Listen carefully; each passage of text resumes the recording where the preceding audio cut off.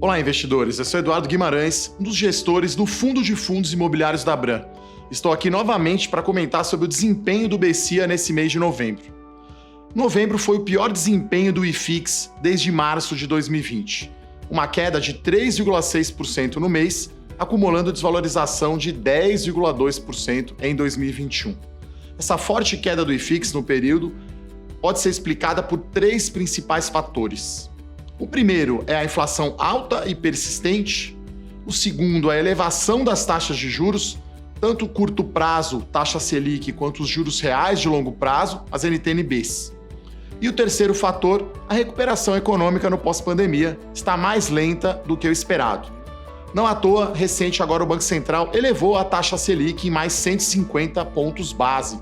Nossa taxa agora está em 9,25% ao ano.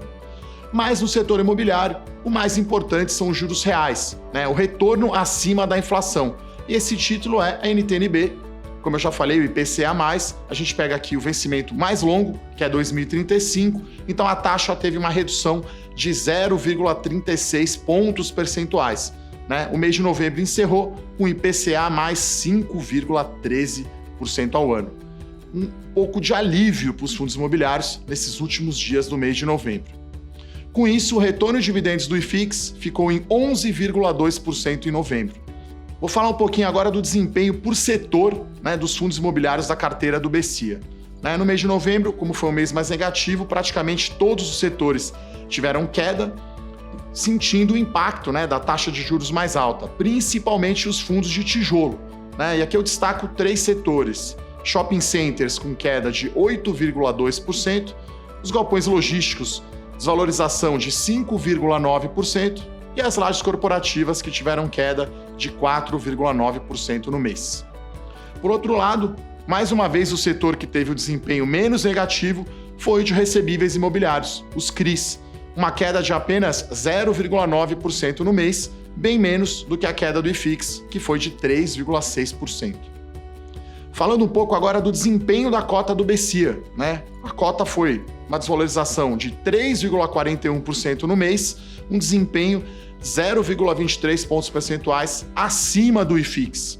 No ano, essa diferença é negativa apenas em 0,65 pontos percentuais. Essa diferença vem se reduzindo com um bom desempenho do BCIA em relação ao índice. E esse melhor desempenho do BCIA em relação ao índice pode ser explicado por uma baixa alocação nos fundos mistos e a gente também tem zero alocação em fundos de fundos que continua caindo bastante no ano.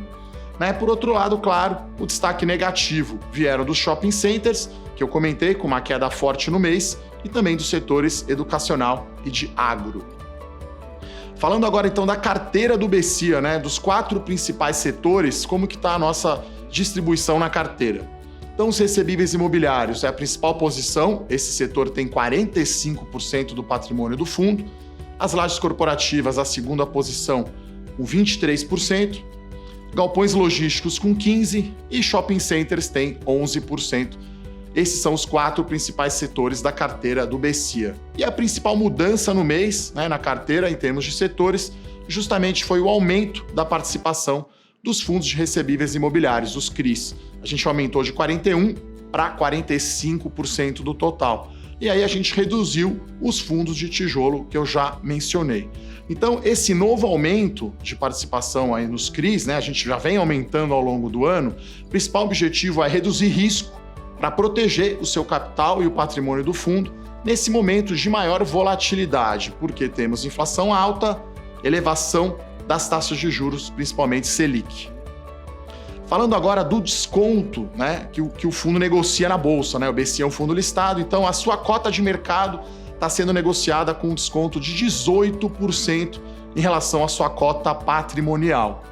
E aí, quando a gente olha para a carteira dos fundos imobiliários do BCIA, quando a gente olha o múltiplo preço sobre valor patrimonial, o patrimônio do fundo, o múltiplo é de 0,87 vezes no final de novembro.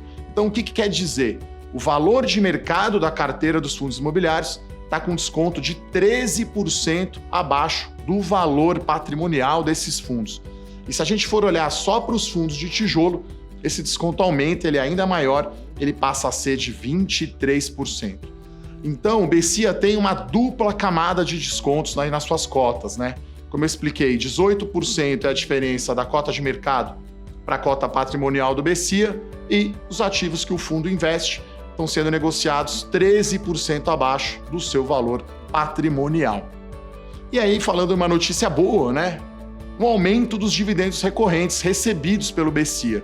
Isso tem possibilitado, né, uma sustentabilidade na distribuição de dividendos do fundo, ao mesmo tempo que reduz a dependência em relação aos ganhos de capital nas cotas. E nesse mês, o giro da carteira resultou em um aumento atípico e não recorrente no prejuízo de capital. Nesse mês foi de 34 centavos por cota o prejuízo de capital. E aí a gente decidiu aqui optar por reduzir algumas posições, principalmente em fundo de tijolo, mesmo com prejuízo relevante, para o objetivo de reposicionar a carteira frente a esse cenário de maior risco, inflação alta, juros principalmente em alta e a queda aí do PIB da atividade econômica. Falando então dos dividendos que você, cotista aí do BCIA, recebeu, nos últimos 12 meses o fundo distribuiu R$ 7,76 por cota. Isso é um dividend yield, um retorno de dividendos de 9,7%, considerando a cota de mercado do BCIA. E para finalizar aqui a mensagem final aqui da gestão do fundo, né, eu quero destacar a gestão ativa e a diversificação dos ativos. A gente acredita que as perspectivas de médio prazo são positivas para os fundos imobiliários, mas entendemos ser fundamental para obter resultado consistente no fundo, nessa classe de ativo de fundos imobiliários, a gestão ativa e tendo as diversas classes de fundos imobiliários, sempre com uma diversificação grande do portfólio, com CRIs, com shoppings, com lajes e com galpões logísticos. Então, o BCIA, ele proporciona uma opção de diversificação no segmento de fundos imobiliários para você, investidor. Ele entrega uma proteção contra a alta da inflação e ele distribui dividendos mensais isentos de imposto de renda, além de um potencial ganho de capital no médio prazo.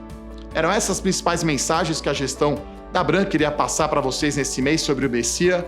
Muito obrigado, um abraço, até a próxima. Tchau, tchau.